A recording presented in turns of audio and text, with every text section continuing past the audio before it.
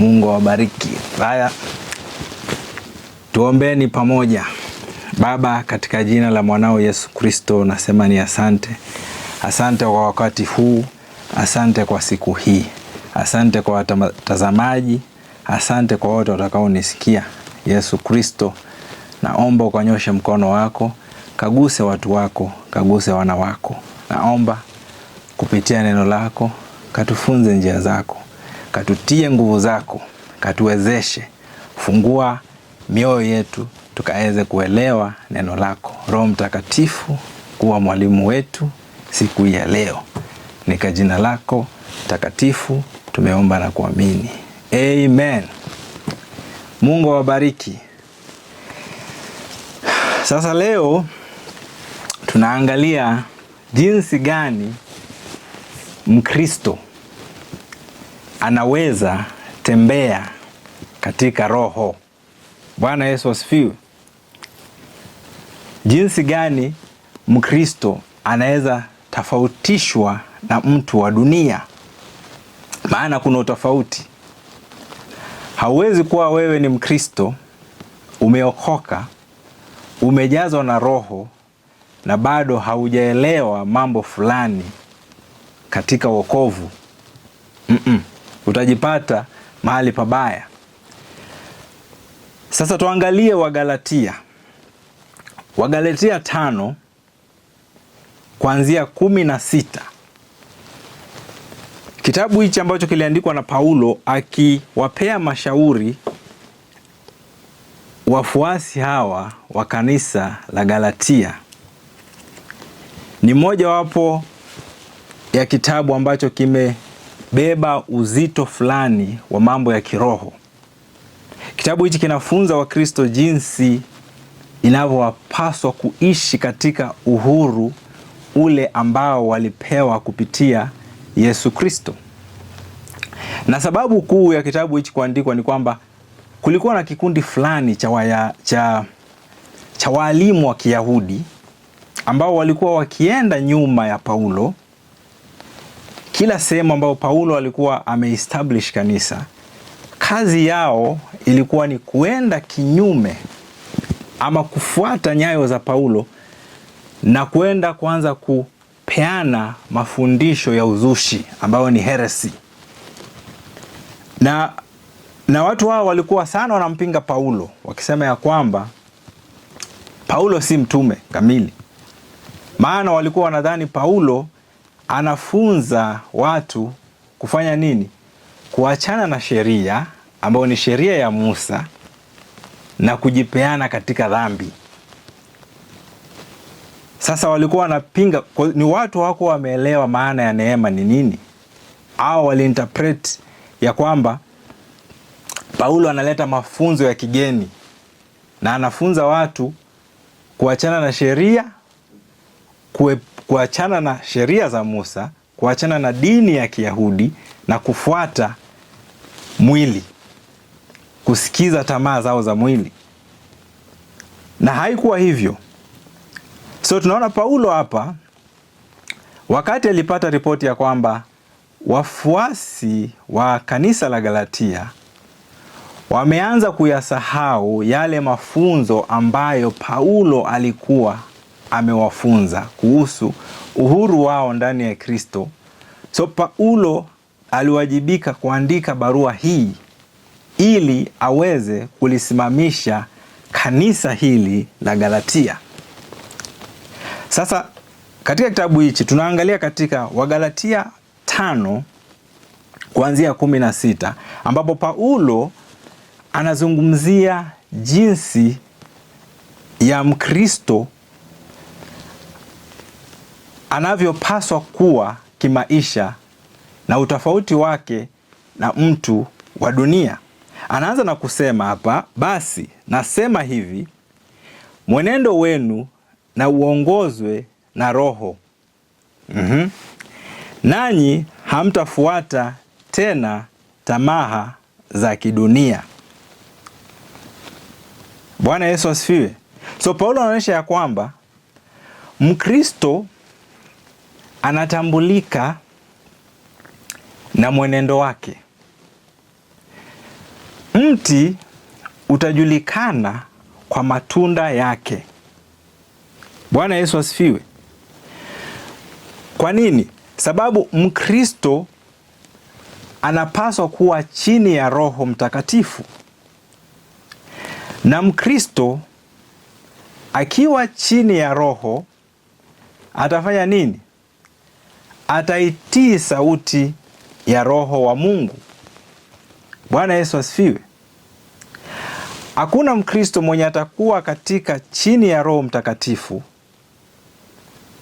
ambaye ataongozwa na Roho kufanya mambo ambayo yako kinyume na neno la Mungu. Bwana Yesu asifiwe. So Paulo anaonyesha ya kwamba basi nasema hivi, mwenendo wenu na uongozwe na Roho, nanyi hamtafuata tena tamaa za kidunia. Mstari wa 17. Maana tamaa za kidunia hupingana na matakwa ya Roho. Sasa hapa ndivyo tunaona vita sasa viko. Vita kati ya mwili na roho. Anaendelea kusema na matakwa ya roho hupingana na tamaa za kidunia. Sasa vita hivi haviko kule nje. Hivi sio vita vya majembe na mashoka na mapanga. Hivi ni vita vya ndani, internal conflict. Hivi ni vita ambazo Mkristo anapitia ndani. Na ni vita kati ya Roho wa Mungu na mwili. Bwana Yesu asifiwe. Kwa nini? Anaendelea kusema ya kwamba na matakwa ya roho hupingana na za kidunia. Mambo haya mawili hayafikiriani, kwa sababu hiyo hamwezi kufanya yale mnayotaka nyinyi wenyewe. Sasa anaonyesha ya kwamba sababu hii ni kwamba roho anapigana na mwili, matakwa ya mwili. Sababu gani? Wakati mwili unataka kukulazimisha uende kutenda dhambi ama ufanye yale mambo ambayo yako kinyume na mapenzi ya Mungu, Roho wa Mungu anapinga hiyo. Bwana Yesu asifiwe. Sasa na wakati unataka kufanya mapenzi ya Mungu, nayo tamaa ya mwili inapinga hiyo. Sasa unajikuta katikati kama Mkristo, hujui uende kushoto ama uende kulia. Katika hii sasa hii mvurugano ya kati ya mwili na roho, Paulo anasema hapa ya kwamba unajipata kwa kwamba bako umeshindwa kufanya yale unayotaka kufanya. Bwana Yesu asifiwe. Kwa sababu gani? Kwa sababu ya vita hivi kati ya mwili na roho. Sasa angalia nami katika Warumi, kitabu cha Warumi 8. Bado waraka huu uliandikwa na Paulo. Warumi 8 kuanzia mstari wa 5. Paulo anatuambia hivi: maana wale wanaoishi kufuatana na matakwa ya mwili hutawaliwa na fikira za mwili. Ngoja kwanza. Sasa tunaona hapa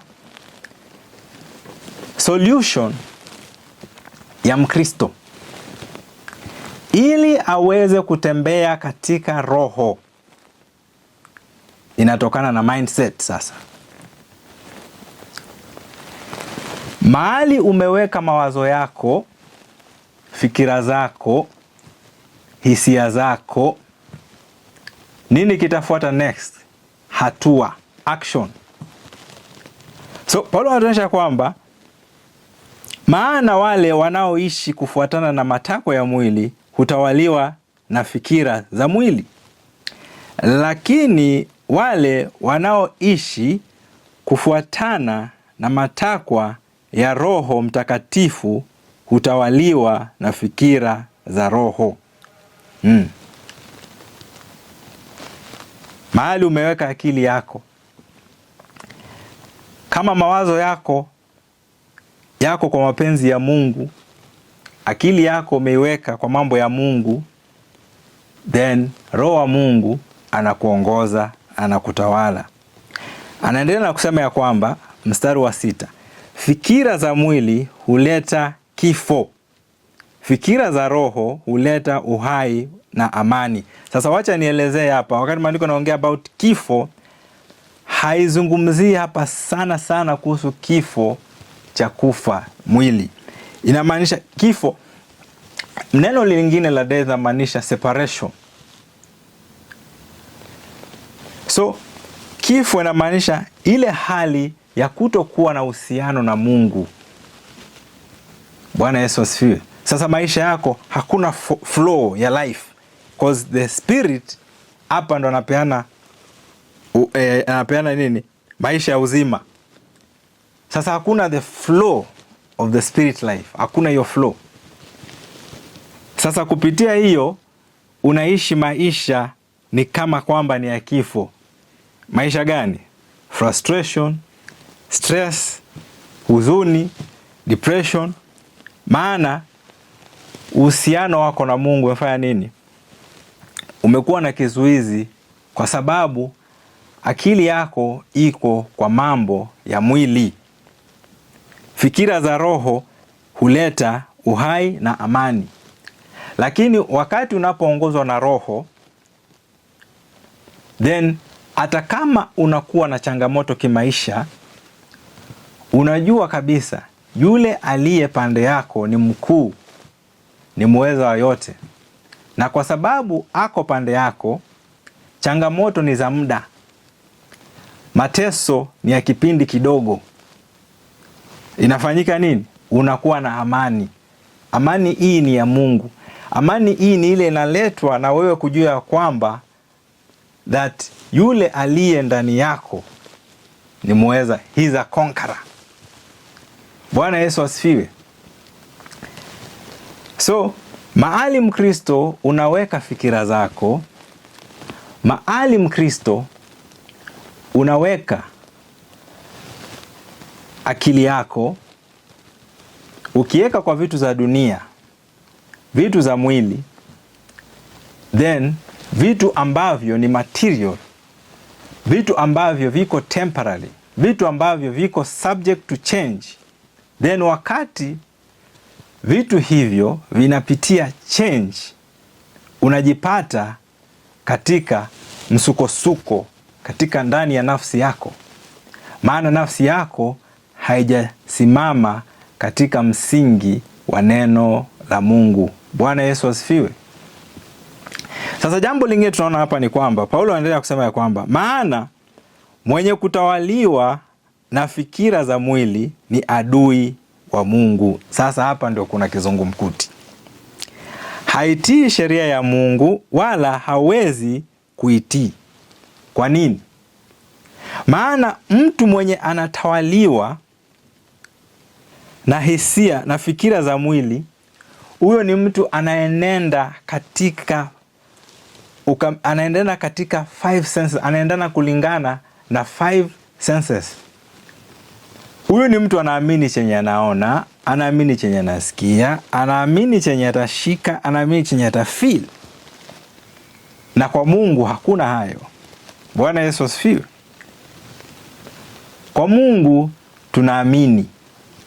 Hatumuoni lakini tunamuamini. Tunaamini neno lake. Wacha nikupatie mfano. Kwa mfano ni hivi. Umeenda kwa daktari. Amekuambia unapitia shida hii. Ugonjwa huu uko nao. Aya. It's factual. Ni ukweli kabisa. Evidence iko pale. Aya, ukikuja sasa kwa neno la Mungu. Mungu naye anakuambia kwa kupigwa kwake tumepokea uponyaji. By his stripes we are healed. Sasa umebaki hapa. Utaamini nani? Utaamini ripoti ya daktari, which ni kweli, ama utaamini ripoti ya Mungu? Sasa mahali utaweka akili yako na mawazo yako itadetermine your state of being. Kama utakuwa na wasiwasi ama utakuwa na amani katika moyo wako. So itadepend na mahali unaweka mawazo yako. ukiamini kufuata chenye Mungu anasema ya kwamba by his stripes, kwa kupigwa kwake Bwana Yesu umepokea uponyaji, then uponyaji ni wako, ni kwa muda tu, utaanza kutembea. So your faith ita affect even your life, even your attitude ita change. Sasa baada ya kukaa nimeambiwa hivi no, yes, hii ndio report, ndio, lakini hivi ndivyo Mungu anavyosema. Unaamuka na unajitia nguvu. Bwana Yesu asifiwe. Hiyo ndio inaitwa kutembea katika roho. Maana to walk in the spirit, it is to walk by faith. Bwana Yesu asifiwe. You cannot walk with God without faith.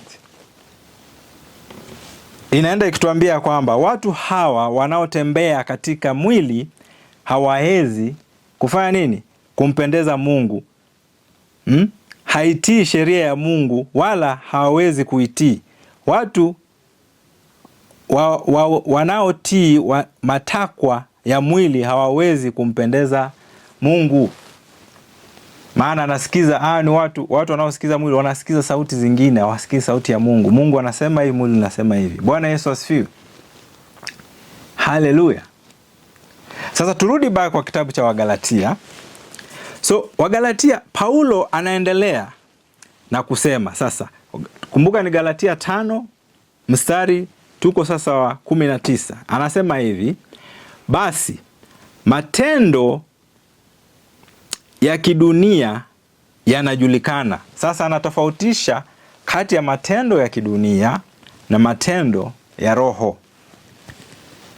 Anasema ya kwamba ya kwanza ni uzinzi, usherati, ufisadi, kuabudu sanamu, uchawi, uadui, ugomvi, wivu, hasira, choyo, mabishano, mafarakano, husuda, ulevi, ulafi na mambo mengine kama hayo.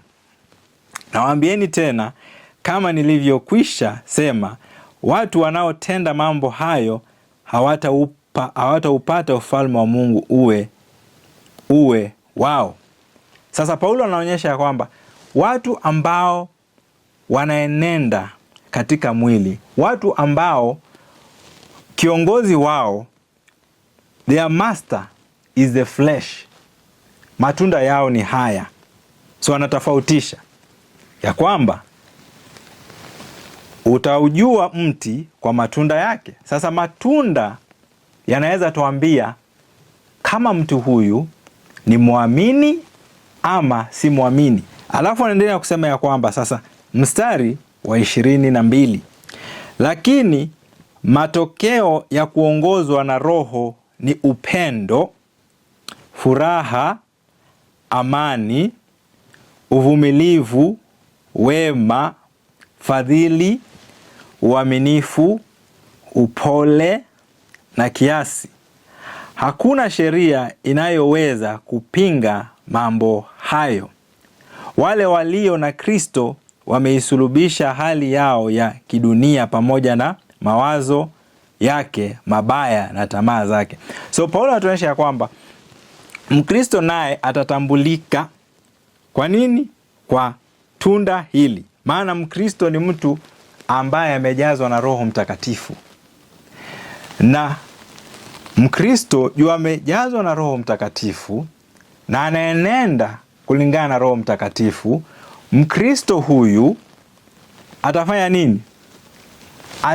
Manifest, maisha yake yataonyesha upendo, furaha, amani, uvumilivu, wema, fadhili, upole, kiasi. Mambo ambayo Paulo ameyataja. Bwana Yesu asifiwe. Sasa Mkristo, imani ya Mkristo inaonekana katika mambo haya. Bwana Yesu asifiwe. Maana imani faith inakuwa expressed through love. Huwezi sema unaamini Mungu na hauna upendo ndani yako. Bwana Yesu asifiwe. Huwezi sema unaamini Mungu na jirani yako amelala njaa. Huwezi kuwa moved. Hauna upendo wa kuweza kumsaidia. Sasa Paulo anatuonyesha kwamba Mkristo anayeongozwa na Roho wa Mungu, then tunda hili la Roho ambayo Paulo ameweka hapa: upendo, furaha, amani, uvumilivu, wema, fadhili, uaminifu, upole na kiasi. Mambo haya yatakuwa dhahiri kwa maisha ya Mkristo huyu. So si lazima mimi ni Mkristo. No. Faith inakuwa expressed through love, na love inatambulika by action. A very good example, kitabu cha Yohana kinatuambia kwamba for God, kwa maana jinsi hii Mungu aliupenda ulimwengu akafanya nini? Akamtoa mwanawe. For God so loved the world that he gave. So upendo unaonekana kwa kitendo. Upendo si kusema. Upendo si hisia. Upendo ni matendo. Na katika hao matendo ni nini? Ni imani ya mtu kwake Mungu. So sababu wewe ni Mkristo na unaamini Mungu, unaamini neno lake, unaenenda kulingana na uongozo wa Roho Mtakatifu. So maisha yako yataonekana. People will be able to judge you, your faith, your stand, na maisha unayoishi katika jamii. Bwana Yesu asifiwe. Sasa ni jinsi gani Mkristo anaweza kutembea katika Roho? Ni jinsi gani Mkristo anaweza kutembea katika Roho? Moja ni kukaa katika neno la Mungu. Bwana Yesu asifiwe. Angalia kitabu cha Zaburi. Zaburi 119.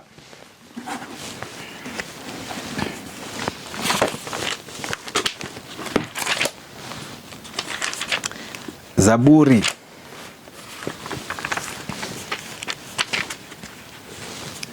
Zaburi 119.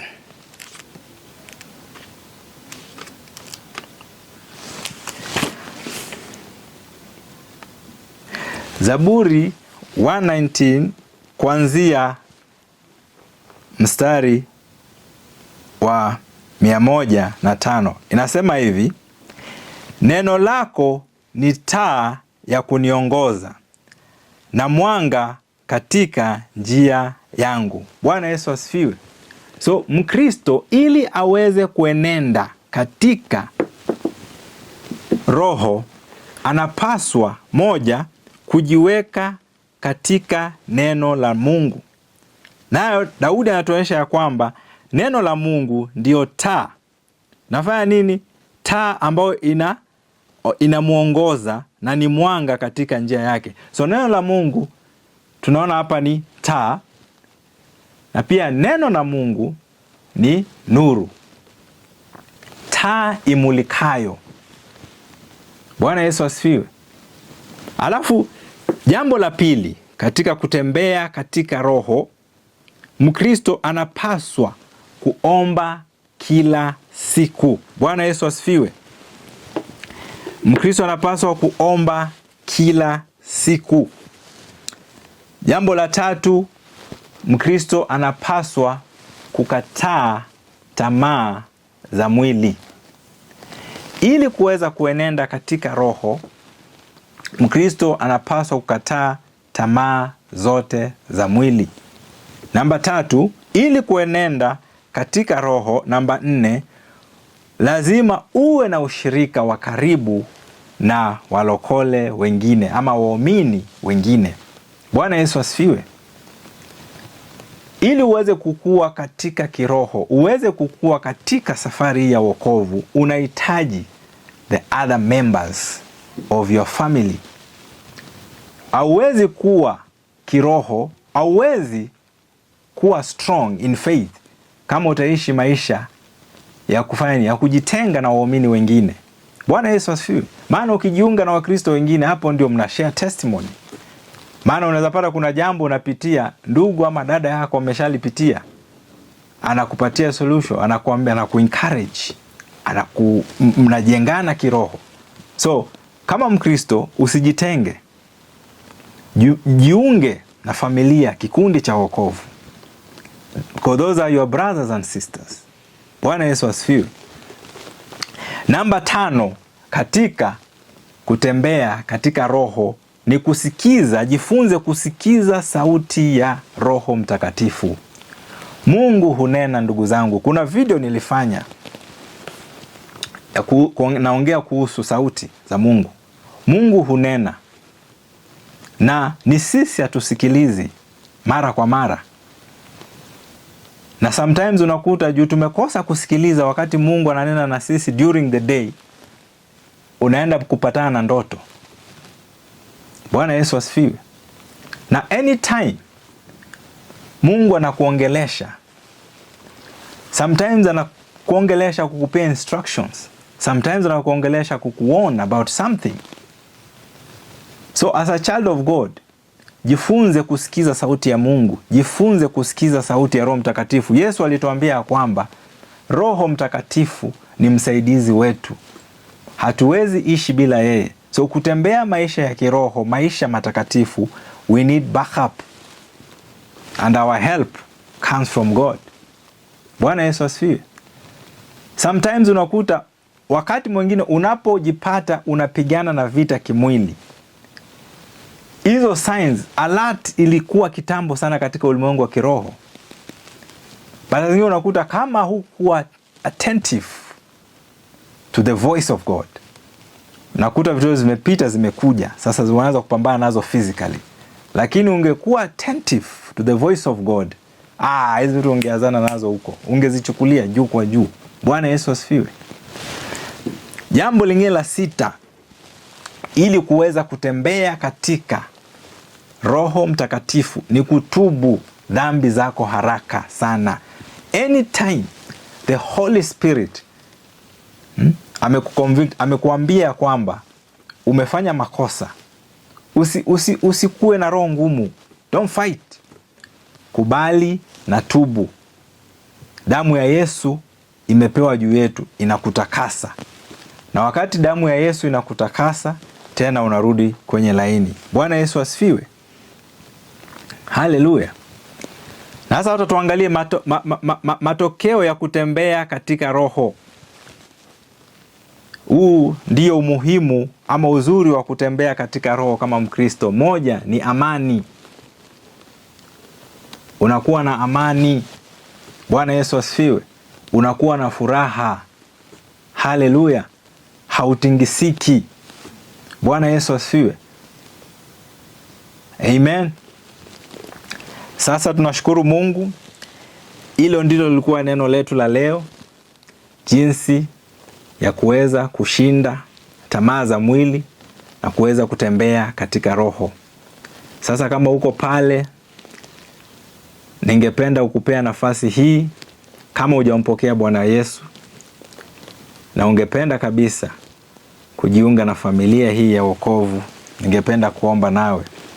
Sikualiki katika dini. Huu ni mwaliko katika ushirika. Ninakualika uweze kuingia katika ushirika na Mungu. Bwana Yesu asifiwe. So kama uko pale, ningependa kuomba na wewe. Sema, Bwana Yesu, mimi ni mwenye dhambi. Niko mbele zako leo, nisamehe dhambi zangu zote na makosa. Yesu Kristo, nioshe kwa damu yako takatifu. Andika jina langu kwa kitabu cha uzima.